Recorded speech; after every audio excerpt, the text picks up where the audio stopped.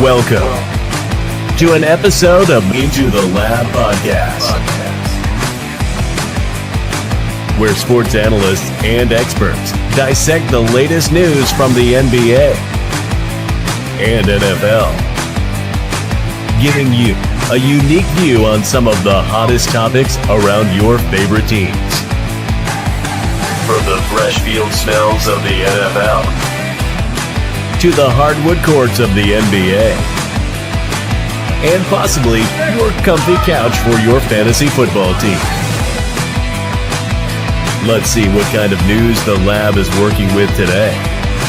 Here's your host from the Sports Analytics Headquarters in San Antonio, Texas, Ernest Silva.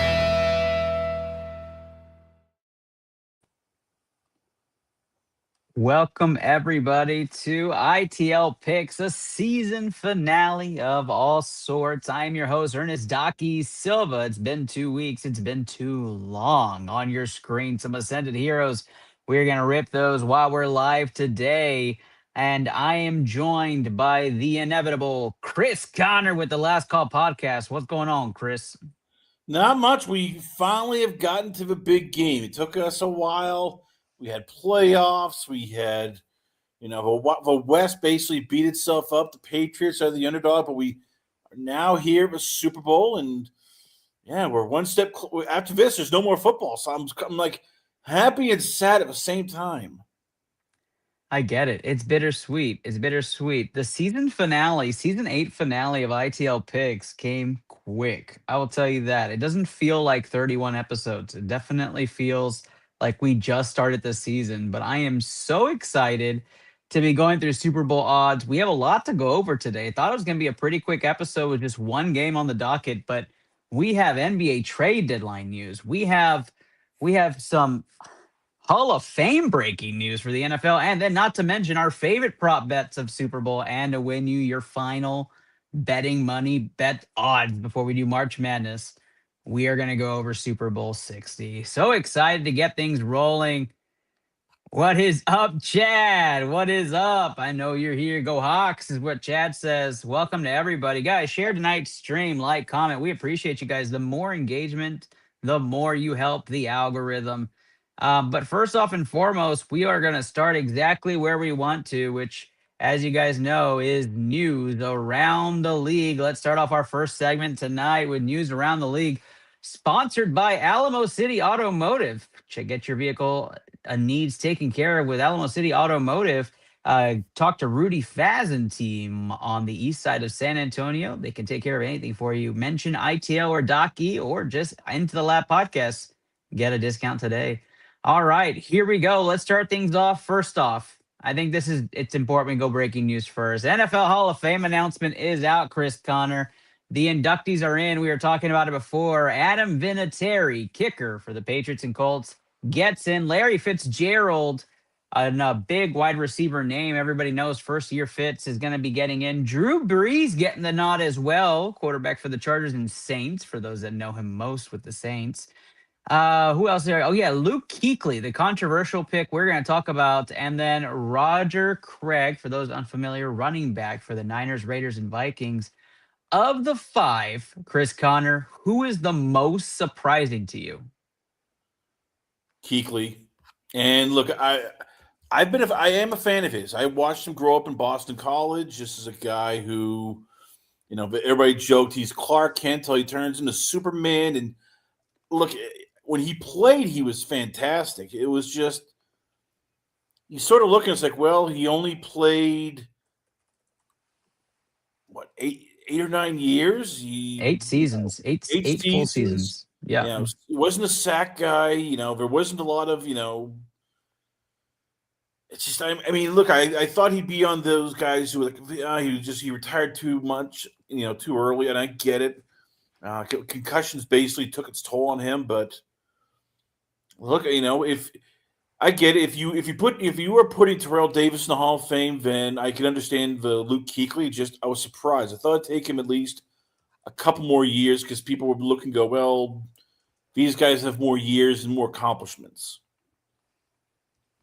if you had to think about, we were talking about a little bit about this. I'm going to just kind of bring it into everybody, right? If you're thinking about Luke Kuechly, you're saying he's a top blank linebacker all time NFL. Are you across the 15 mark? I'm going to start at 15. Is he a top 15 linebacker all time? I'll say yes. Okay, you have him top 15. Yes. Okay, I think I don't have him quite there yet. I think I have him top 20, which I don't want to be disrespectful to Luke Kuechly, right? But I think longevity of career for me is a huge thing for me. He wasn't uh he had his impacts towards Carolina and making deep runs. He was an impact player on the field. He was Walter Payton Man of the Year. He carried so many accolades, led the league in tackles. I just don't know if he's, when I think of Brian Urlacher, Luke Kuechly, right? If I think of Ray Lewis, Luke Kuechly, if I'm looking at the names and I go down the list, I don't know if I have them up there. For you, um, Luke Kuechly making it before Eli Manning. Is that the right call? Because that's a name on the list, right? Like Yeah, Eli it's Manning is there. Darren Woodson is there. Like, is Luke Kuechly that guy? I don't know if that's it for me. I don't know if that's it for me. I was trying to think about this. Here's what I'll say. If you're putting in Patrick Will, I think what helped Luke Kuechly was if you're putting Patrick Willis in, then you got to put Luke Kuechly in. And I could say like, all right, yeah, I'd put him in there over Ricky Jackson. Yeah, I'd probably put him in up there with maybe Derek Brooks. Although it's tough because Brooks has a Super Bowl. It's just again, Yeah. here's Eli Manning is in the same boat as Julian Edelman when you look at it. It's like, okay, in the playoffs, they were money. But then you look at Eli, and it's like, well, there was some years that he was just horrible in New York. And then you look at the win-loss record, and you go, 117 wins, 117 losses. That's always going to be the tough part. Like, okay, if he's a Hall of Famer, why were the Giants during his 10-year average to below average? And that's a question you can argue till the cows come home. It's like I give him credit. He played in New York. It was not easy. He had a lot of good seasons. Well, some bad New York Giants teams. It's just. If you're putting him in, then okay. Do you put Drew Bledsoe in? Do you put in, I don't know, Ken Anderson in? I mean, you could argue they had just as good as numbers here. So I love where you're going with this. I just see the off the field stuff Luke Kuechly did with some of the endorsements he got, some of the working with sponsorships. Like that's why I said the Walter Payton Award kind of comes into play. But then I look at a guy like Jason Witten, then because Jason Witten is also a Walter Payton Award winner, and he was also one of the best tight ends all time. And the only thing he's missing is that illustrious Super Bowl, right? As an all-time Cowboy, we all know they haven't gotten there. So, like you look at. No, the debate's not if he's Hall of Fame. The debate is should he be Hall of Fame before Eli Manning, Darren Woodson, and Jason Witten, who's on the same list. That's a debate. You want to weigh in, Christian? You're always welcome to. And that is my take. Now, the only thing I say about Eli Manning is I compare him a lot to, and it comes back to what Dennis is saying, right? yeah, He's got the rings, right? He's got the rings. Yeah, no, that's okay, man. That's okay. We never debated if Kuechly was a Hall of Famer. That's wild. But as far as should he be a first ballot before these other guys who are sitting there on that list, that I think is the debate here because I was kind of shocked Vinatieri wasn't first ballot. I know he's a kicker, I know, but with all the winning field goals, um, you know, that's kind of wild. But Eli still being on there, to me, I think Eli should be in before somebody like Kuechly on this list would be. You had another snub, didn't you, Chris Connor, that you thought should have maybe gotten in first? Who was your other snub? yeah. I thought Darren Woodson should have gotten in. I mean, you look and it's like everybody in the Cowboys who played with him, worked with them, they've said he was the best safety. You've had, Tim McMahon once wrote, Woodson deserves serious Hall of Fame consideration. Join the triplets in the modern side, of the Dallas Cowboys Hall of Fame. He was a guy who both Parcells and Jimmy Johnson raved about. Multiple Pro Bowls, All Pro, played different safety positions from strong safety to free safety. And I get it, safety just isn't getting the love from the Pro Bowl voters. And It's not. I also Yeah. thought, hey, look, Jason Witten belongs in. I would have put both of those two over Kuechly, but again, I get it, because when you're on the All Decade team, I think the NFL All Decade team, that's going to carry a lot of serious weight. And the fact that during those 9 years, I think 6 of them he was just a legitimate All Pro, first team or second team. So again, I was surprised, but I can see why people went. Let's Luke Kuechly, Defensive Player of the Year, Defensive Rookie of the Year, 5-time first team All Pro, 2-time second team All Pro. It's like those short years that he had were just pure dominance in terms of all around linebacker play.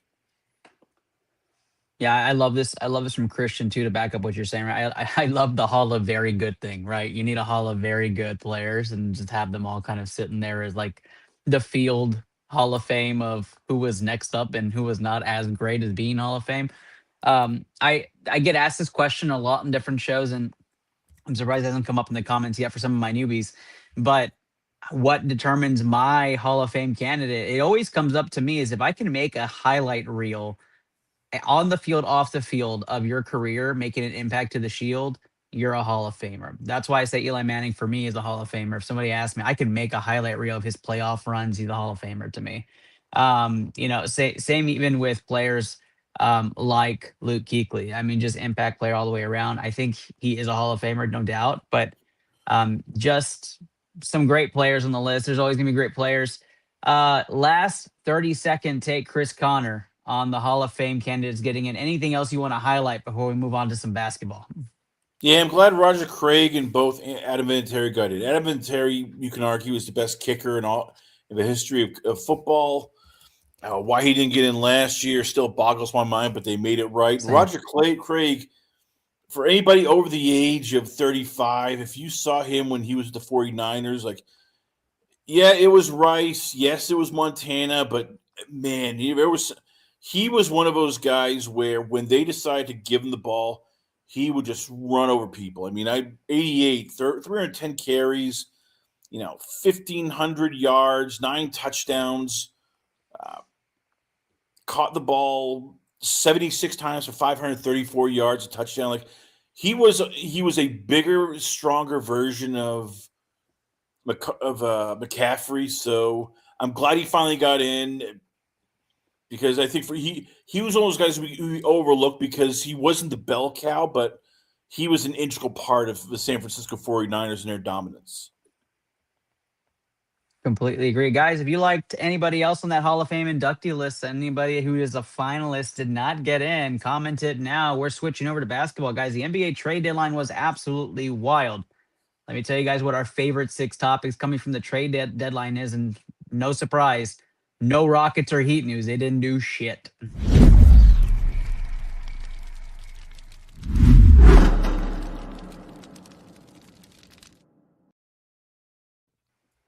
Let's start off with some of our favorite trade topics. The first one's going to be the Dallas Mavericks. Dallas Mavericks reload through the NBA draft over the course of the last 48 hours. Anthony Davis, sit down, Anthony Davis, has been traded to the Washington Wizards to join Trey Young over there. I love the Wizards trying to go all in on something, trying to make a run. The East is kind of upside down right now. No clear outright favorite there. Lots of teams kind of moving. It's very fluid towards the top. So I like Washington trying to go all in. I don't know how much Anthony Davis actually plays. Ask Dallas fans right now. He doesn't play much. And you have Washington kind of going all in. Now, Washington, with this trade, I mean, by no means anybody feels like, hey, they ran away and won with it, but they get Jaden Hardy, D'Angelo Russell, and Dante Exum as well in the trade. The Mavericks, though, reload. They get a couple first round picks, three future second round picks. Chris Middleton as just a kind of a salary filler, Tyus Jones, which I think was kicked out, and then Marvin Bagley. So for you, Chris Connor, I know what this does needle wise for me for the Mavericks and what that looks like for their future. They absolutely reload here. I love it. Did you like what the Mavericks did? I liked it for the long term. Short term, you're just sitting there and you're going, damn, you are really just hamstringing poor Cooper Flag. If you thought he had nothing to work with, before, he has almost nothing right now. And look, I get it. Dallas is circling the drain. The Anthony Davis trade did not work, and it's just Marvin Bagley is injured. AJ Johnson is injured. Derek Lively injured. Middleton And we know, injured. Iris yeah, Jones, he's injured.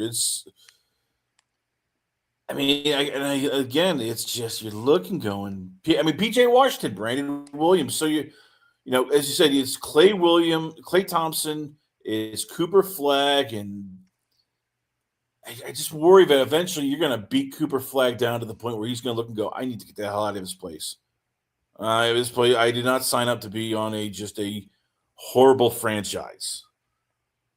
yeah, they're definitely on the 2028, 2030 path right now. That's their goal is to push out, compete, then build through the draft.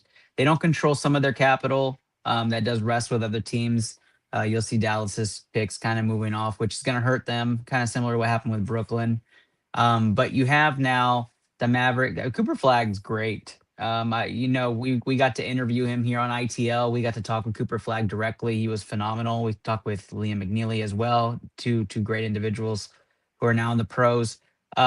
We love those guys, and so like to see how great he's doing. Like obviously you found a stud. I mean the trade was rigged.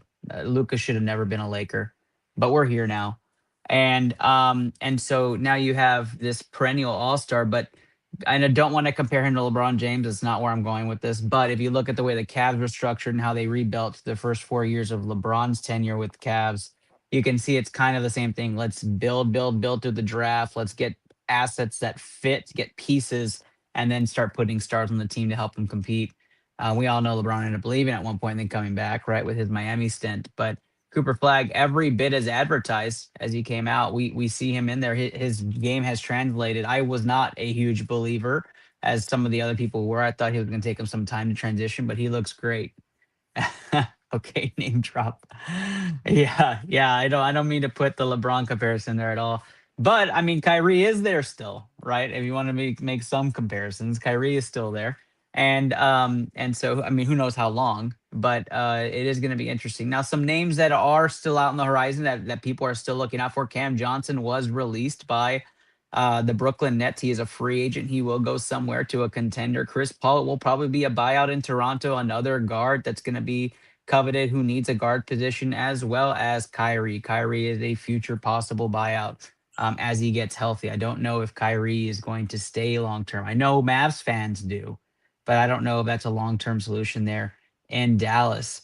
Our next segment here, and I'll start this one off. I'll keep this going. Harden. James Harden goes to Cleveland, bolsters up Cleveland.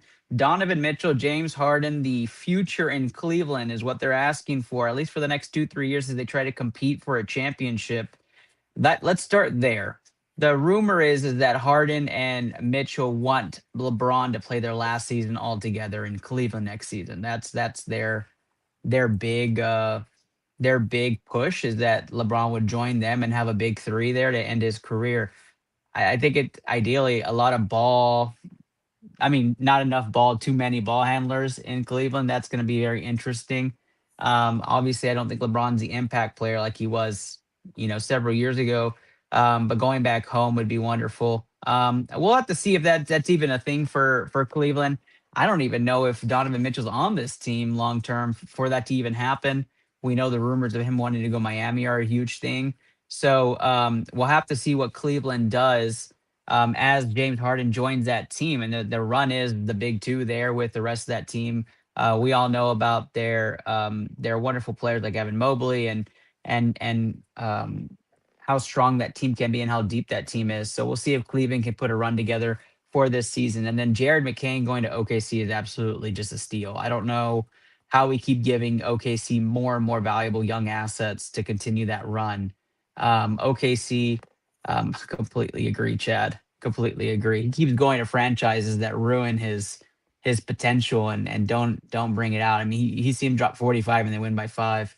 But you have Jared McCain now. SGA got hurt during the last week. We saw that he is going to be out for an extended period of time. Is this a response to that to keep the run going?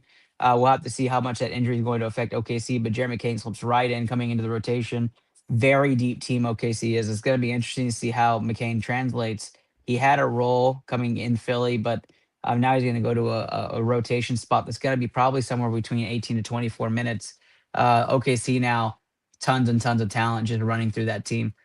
Chris Connor, I know we talked a little bit of Harden before this. I know not the largest fan of Harden, but between the two of these, which one do you like the most for each of those prospective contenders?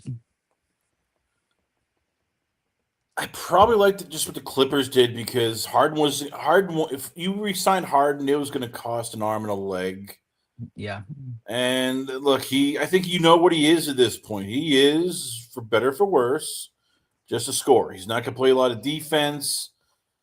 His passing is good, but he gets in those grooves where he just wants to shoot, shoot, shoot, shoot. So again, the Clippers got something out of him for nothing. Is it great? No, but Garland is a nice little piece.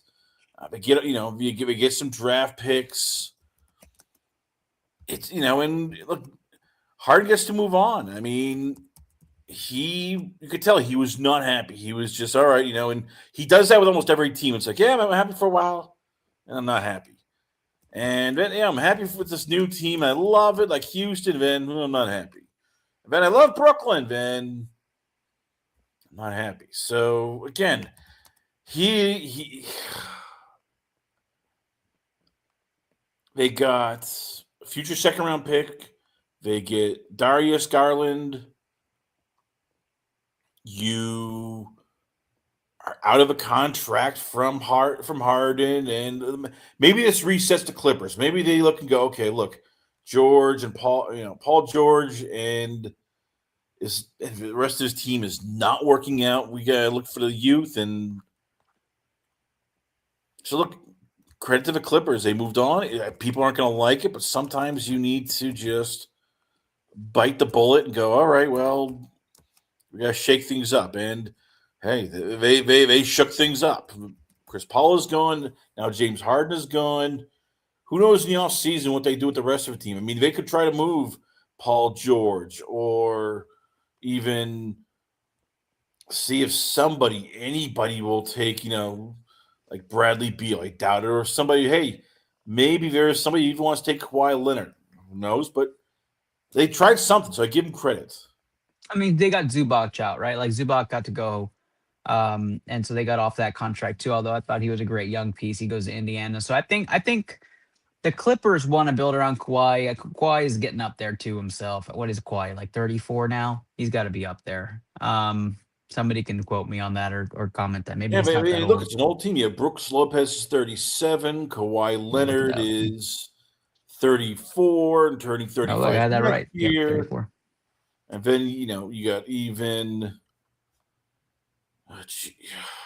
again, this team is just Bradley Beal's another guy you're looking at going, oh god, when we can move on. 32 years old, but he's an old 32. Like, I mean, Beal's another guy, right? Bradley Beal's another guy just like Harden who can't find a fit, right? Since leaving Washington, he didn't do it in Phoenix, and he's not going to do it here in LA. Like, where is he going to end up? I think there's just a lot of questions around some of these older players. Eric Gordon also traded during this trade deadline too, and just more players that are shooters that are on this older generation just trying to find fits. Chris Paul's another one. Just interesting. I do like what both teams did. I think Harding goes in there and can run a second unit really well. It's going to be interesting. So I don't remember who it was. It could have been Christian. It could have been somebody else. They were asking me like, Harden or McGrady, Harden or, and he was giving me a bunch of different scenarios. I mean, Harden is a fantastic one-on-one player, but yeah, I think Chad, you just took that. I was about to say that the millennial stars are starting to fade out. They are the Yeah, look, millennial. they moved on from Paul. They've moved on from Yeah, Paul George. About a year and a half ago, I could see them moving on from Kawhi Leonard. If they go, look, we need to tear this thing down. It's just you got to figure. Garland's a nice start, but you got to figure out, okay, what are we doing? We are LA, so we can always get people to come, but this is not working here. What we have, we are just a yeah. middling team that's sort of in the playoffs, but we don't do much. Last but not least, a 30-second last take before we talk Super Bowl for you guys. My favorite trades are not the biggest names. It's not the most lucrative thoughts. It is these two trades, and here are my whys on this.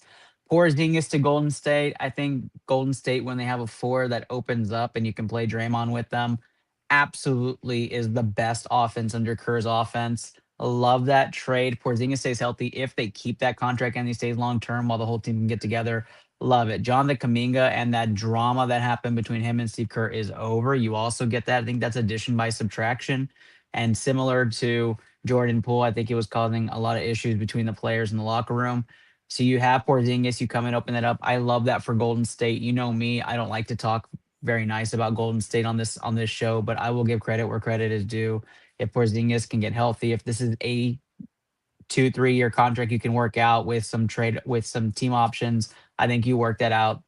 Congrats to Golden State on that. And I love a good underdog story as well as seeing the Ball brothers get reunited. Triple B back into effect. We're going to see dad back. We're going to see the brothers together. They're probably going to sign the third brother just to have on roster, similar to the Antetokounmpos on Milwaukee. And all of a sudden, Charlotte, who probably won tonight, they were up by 20 on the Rockets. They're on a streak. They're now 9 in a row in the books, and you get the Ball brothers reunited. The vibe is real. They're excited.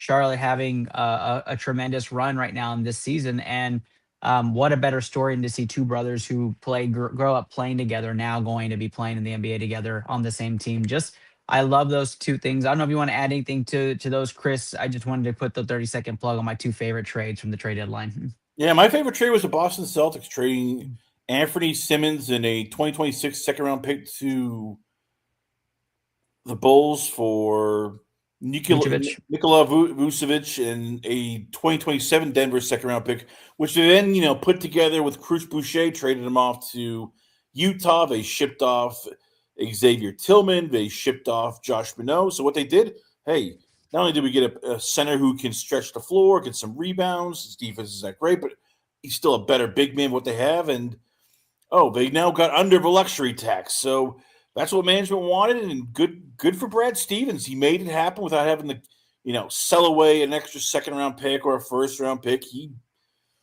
made the team better and didn't give up almost – outside of Simmons, he didn't give up anything. It was just, all right, hey, it's clutter. We can always sign 2A players, and, hey, if we want, we can even have some buyout. We can sign a guy for some buyout money. Yep. I completely agree. Boston has the financial flexibility now going into 27. That's going to help them kind of bolster their stars as well as be able to sign up another couple of stars. So love what Boston's doing. I think there were a lot of smart moves at this deadline, and injuries played a huge factor across the board. No Giannis moving.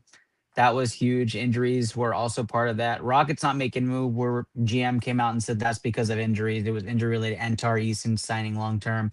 A lot of teams that are contenders that did not make moves, like the Miami Heat, like the Los Angeles Lakers, like the Houston Rockets. Between cap and injuries, at this point, you got to run with the team you got.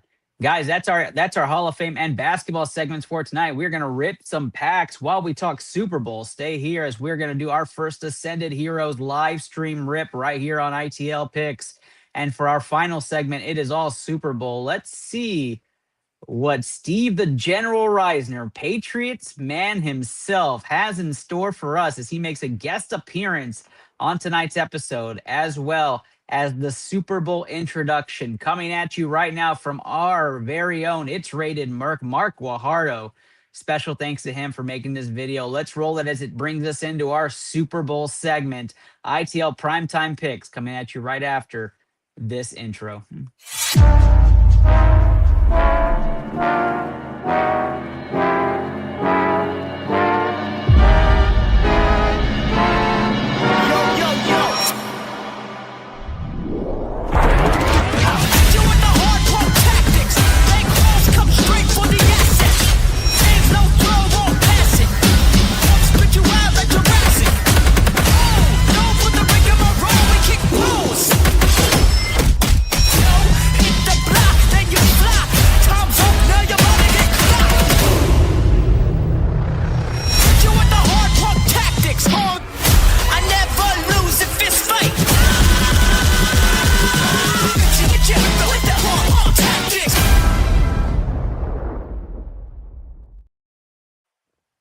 Super Bowl 60 is our primetime pick 'em, and we're going to start off with some of our favorite prop bet, or maybe just one prop bet that we just absolutely love. I have two. Chris Connor, let's start things off with you as I rip my first Ascended Heroes pack live here on ITL Picks. What is your favorite prop bet for Super Bowl 60, my guy?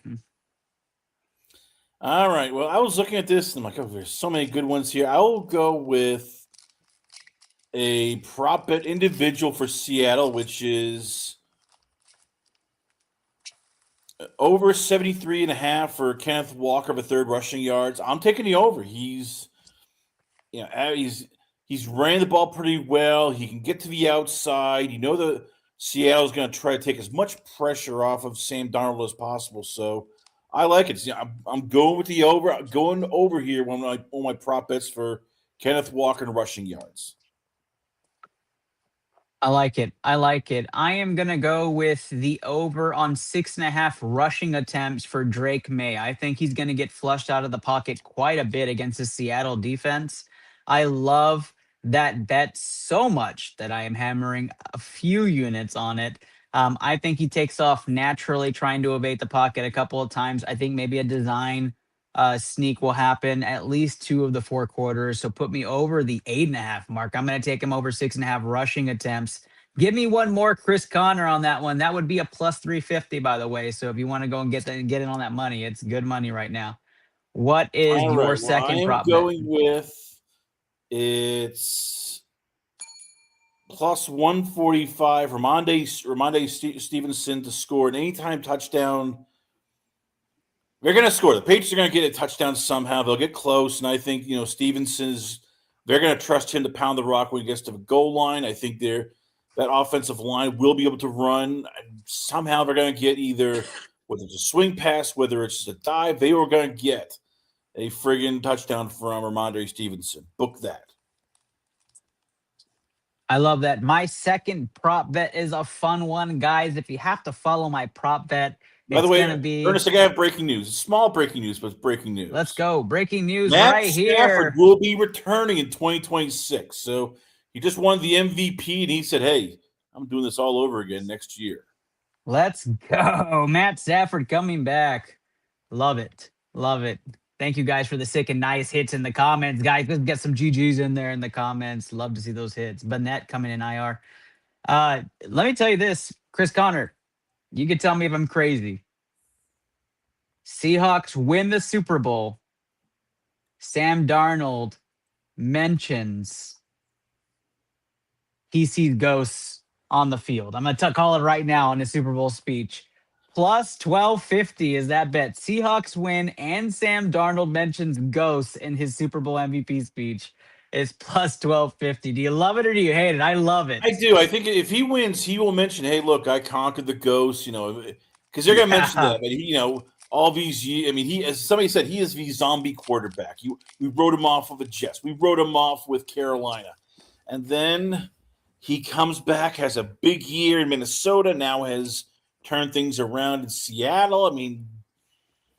Look, we thought he was one of the biggest washouts ever. Now he's no longer seeing ghosts. He's playing well. Tore apart the LA Rams. So, yeah, I like that bet. We got a hollow energy, Chris Connor, which means it's either going to be really good or really bad. That's right. Now, I'm going to tell you right now, I would love to hear him say, I went from seeing the ghosts of the Patriots defense to seeing the ghosts of Super Bowl legends past being an MVP. Just say something that's absolutely corny. I'm here for it. I'm here for it, guys. Let me know in the comments, guys, if you would like to hear Sam Darnold mention ghosts. Some of you are saying you love it already. Sam Ghostbuster Darnold. We got to make shirts with. Oh, I should have made a shirt of a Ghostbuster with Sam Darnold's face on it. Chris Connor, any other prop bets you want to say before we go into our primetime pick 'em when we talk Super Bowl picks? Yeah, it's minus 115, but over 22.5 for Shaheed receiving yards. They're going to find a deep ball. They're going to pick, they're going to go after the Patriots safeties, which they can be had. We've seen that in the Denver game. We've seen that in, a lot of games in basically during the regular season that, they will give up a big play once in a while because Well, the cornerbacks are good. The secondary is kind of weak. So, yeah, give me Rashid Shaheed getting over 22.5 yards. I think he'll at least get at least 45 to 50 yards in this game. I love it. I love the Shaheed. I do think a deep ball gets picked. You get one big deep ball, you have that prop bet easy, guys. I'm telling you, that is a great prop bet. And we got another hit, 2 packs, 2 hits, and the Mega Gengar full art comes out. Let's go. 2 ghosts, guys. 2 ghosts comes out. That's gotta be a sign. Sam Darnold and the Seahawks seeing ghosts. 2 ghosts comes out on the hits. Let's go right there. Ascended for the win so far. 2 of 6 packs ripped right here on ITL. But this would not be a Patriots Super Bowl without us hearing from Steve the General Reisner. If you're a new lapster, you haven't followed ITL in the past, Steve the General Reisner was a frequent and regular on this show. Mark and him hooked up, and we got his take on what happens for Super Bowl 60. And you already know, Steve comes out with the most biased takes imaginable. Steve, thank you for the update. I have not listened to this. We will do a live reaction. Chris Connor and I are going to hear from Steve, the General Reisner, right here. Let's hear what Steve's return is on ITL. Don't you know? He has returned. Uh-oh. Jesus? Better! I couldn't let you guys do this show without someone who had a dog in this fight. So here I am. First of all, everyone wants to talk about the Patriots schedule. Let's talk about the schedule. The schedule. You're only talking about the schedule because you're mad the Patriots are in it. You're just mad that we're back. That's the same reason that Belichick didn't get elected to the Hall of Fame. Because you were all just mad and you're sad. You're mad and you're sad. But I'm glad because the Patriots are back. We're right back in the Super Bowl. We aren't gone for too long. I don't know why you all expected us to be. I mean, it's the Patriots. What's it like living in a city that isn't in a championship every other year anyway? It must be kind of hard. I mean, Luke, I know you're there, so congratulations. You know, your Steelers finally fired Mike Tomlin because they got tired of being stuck in his mediocrity. So they replaced him with Mike McCarthy, who hasn't been relevant since the last time he got fired, at which point he hadn't been relevant since the time he'd gotten fired before that, at which point he hadn't been relevant since the time he'd been fired before that. So, yeah, you know, that's good. Yeah. Fuck this talk about the Patriots schedule. Fuck this talk the Seahawks are going to blow over the Patriots. And if you want to talk about the schedule, the Patriots are 17-3. They played 6 games against 6 of their games were against divisional opponents. Okay, sure. They've played 11 different teams in the NFL. That's almost half the league. They've beaten. So, how much of the league is trash? This is the NFL. You don't accidentally win 17 games and go to the Super Bowl. You don't accidentally beat 3 top 5 defenses in the playoffs, even one on the road, in the AFC Championship. Wow, but no, they only won because of the weather. Denver's now afraid to play in the snow. Now the only team in the NFL, apparently, that's willing to play in the cold weather and in the elements is the Patriots. Because Denver wants to build the dome instead of looking at their own coach's decisions when Sean Payton should have taken the points. But no, he fires his offensive coordinator instead. Because it was the offensive coordinator's decision not to take the points. You got out coach, Sean. That's my pick. Who the fuck do you think I'm taking? I'm taking the Patriots. This is a much better matchup than anyone wants to give them credit for because everyone's mad and everyone's sad, and it makes me so glad.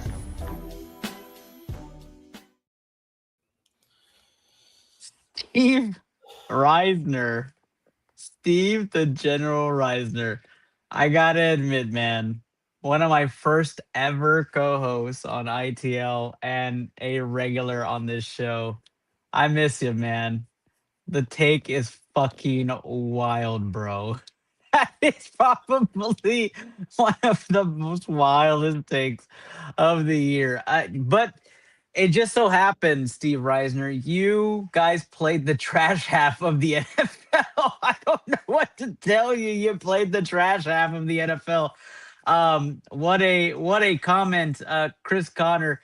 I'll let you have the honors of picking apart that argument first, and then I'll go ahead and dissect it with you. All right, Steve, where do I start? Their opponent winning percentage What's up, was Adam? even like 45 or 50. It was 38. I mean, look at some of and I give Patriots credit, they went 14-3, but let's see who some of their wins were against. Miami twice. Oh, by the way, Miami's has a top 12 pick. They've Tennessee, who has what? The 4th pick overall. The Giants, who have the 5th pick overall. Cleveland, which has, I think, the 6th pick overall. The Jets, who are the number 1 pick overall. They beat them twice. Cincinnati, they had Joe Flacco, not Joe Burrow. So they also are 10th overall. Let's see. Oh, let's not forget New Orleans, another team that had one of the top 8 losing records. So yes, they got lucky. They won. They played a playoff. They only played 3 teams that had a winning record. Lost 2 of those games. One to Buffalo, one at Pittsburgh. And look, then you look at the postseason. Chargers missing both their tackles and their offensive guard. Yeah, well, yeah, that's okay. Yeah, that's kind of fortuitous. Then they play Houston, who lost Nico Collins the week before, loses Trent Brown literally the day of. Their offense can't move a ball, but hey, C.J. Stroud basically is throwing picks. And then, I'm sorry, if you couldn't beat Denver with Stidham, with Jarrett friggin' Stidham as your quarterback, you should have been taken out back and beaten with a rubber hose. Look, Steve, I love you. Seattle 28, Patriots 14. This is just. There's no way the Patriots match up. And look, this is going to be just like the KC Philly game where, yes, okay, coach quarterback probably goes to the Patriots. Everything else goes to Seattle. They had the better defense. They had the better offense, better special teams. So, yeah, I'm sorry. This is, you came. It was nice. You get a pat on the head. And then you get sent back home, then you get sent off to bed without supper. I've got to admit though, if the Cowboys win the Super Bowl, I would be much more obnoxious than Steve is. So I completely get it, Steve.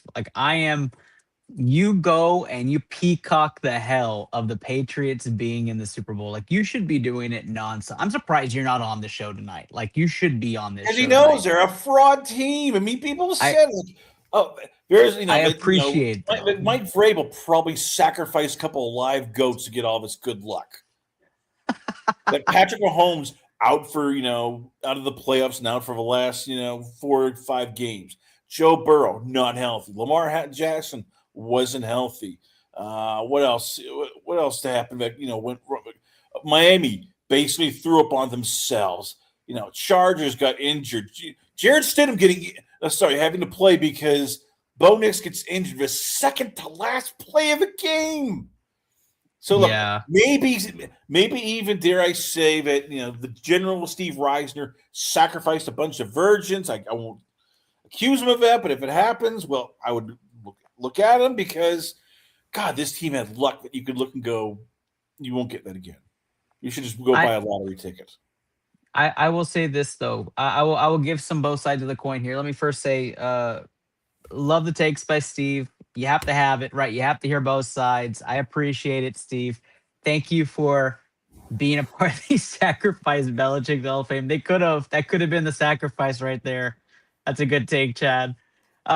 This may be the Patriots doing it in all sorts of ways, but here's my other side. The Patriots defense, no matter who you play on this side of the field, they're all professionals. Patriots defense is for real. That is a top 5 defense in this NFL. They have looked good. They have made quarterbacks look really bad this postseason.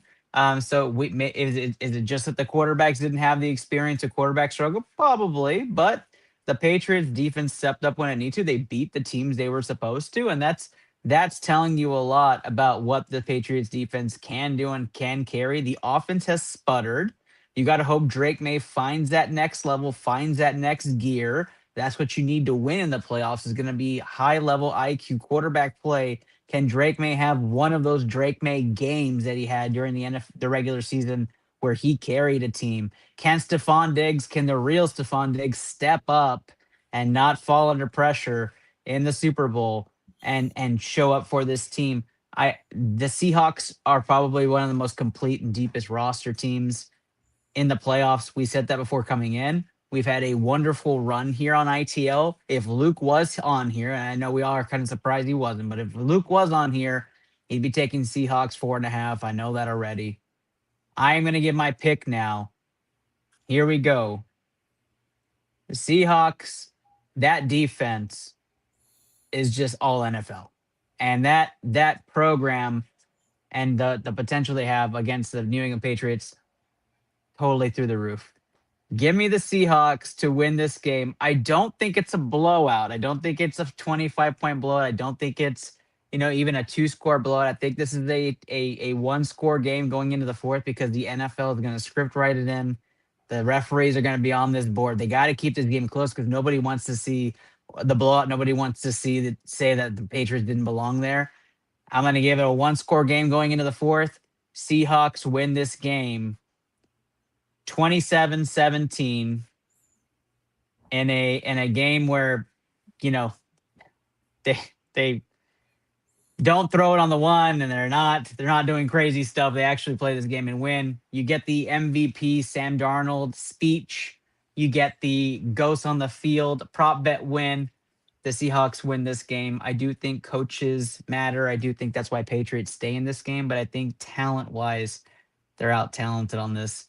Give me the Seahawks to win this game by double digits, but it's close entering the fourth. Give me the spread Patriots-wise going towards halftime and into the fourth.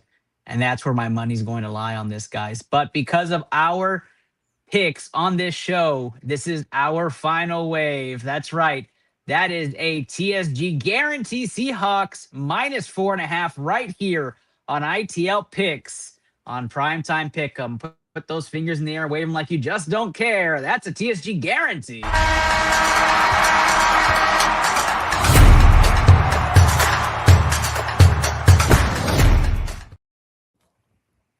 There you have it right there. We are going to do it. Our MVP darn gold is what Chad says. I love that. I love that. Chris Connor, as all great things have to come to an end, we are going to be now going to the end of tonight's show. We're still 3 Ascended Heroes packs from finishing on the Pokemon side of things as we're going to rip these final 3. But Chris Connor, any last takes on Super Bowl? Anything you want to give to people who are maybe putting money on this game? Yeah, look, I think you should expect probably if the Patriots win, bet the under because they'll probably hold it to a low-scoring game, keep it under 40 points, and just ride that defense and allow Drake May and Ramondre Stevenson to make plays with their feet. If you're betting the over, you go to Seattle because they just have more ways they can beat the Patriots. They have Jackson Smith and Jingba, who if they can't contain him, they're in trouble. The Patriots.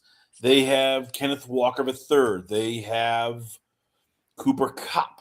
They have Rashid Shaheed. I mean, they have enough weapons to keep the Patriots to go, oh crap, we can't really play man to man. So if you're betting the over, you're doing it because you feel the Seahawks are going to win. If you're betting the under, you're doing it because you feel the Patriots are going to win. I completely agree with that. I think that's a solid take, guys. The Seahawks are going to score points. Will Shaheed score on special teams, Chris Connor? I will say no. I think Vrabel is at least too smart to have his kickers put the ball anywhere near Shaheed. They will punt it out of bounds.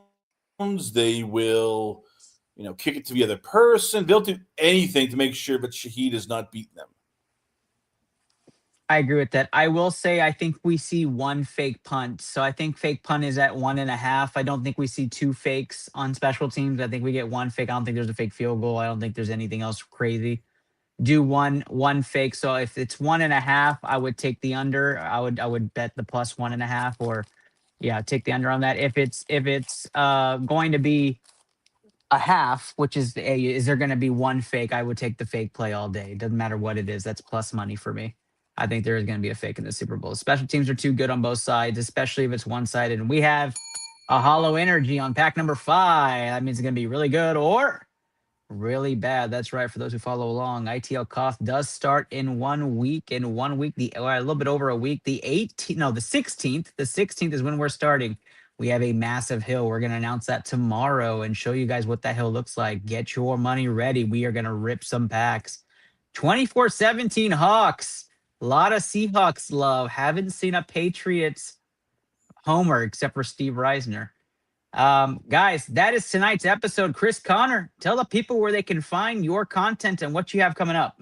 Yeah, you can check me out, lastcallpodcast.com. I'm also on YouTube. I'm on Rumble. You can check me on Twitter. I am on X, Facebook. We just recently did an interview with Anthony Russo of Draft Professors, where we talked about going to the Senior Bowl, what he saw, updating what's going on with Caleb Banks and Lee Hunter. We're going to go first round. We did our own little Super Bowl preview, and tomorrow night I'll be hosting the Draft Professors on YouTube, their 3-round live mock draft. So check that out. We'll be talking all things NFL draft, combine numbers, and everything in earnest. Always a pleasure being on the show. No, I appreciate you, Chris Connor. We have another hit here on pack number 5. And guys, if you haven't gone to Chris Connor's content, I love being on that show. I love being with him on his segments. Go check him out. He has wonderful interviews as well. And I believe you have Andrew jumping on with you as well, right? Andrew's going to be one of these days. Yeah, Andrew and I are going to actually connect. We're going to be talking some WrestleMania coming up soon. So yeah, we got a lot of things coming up. A lot of football, a lot of NFL draft, but. As always, Ernest, we got to get you back on so you can talk Cowboys and Texans where they do. I know.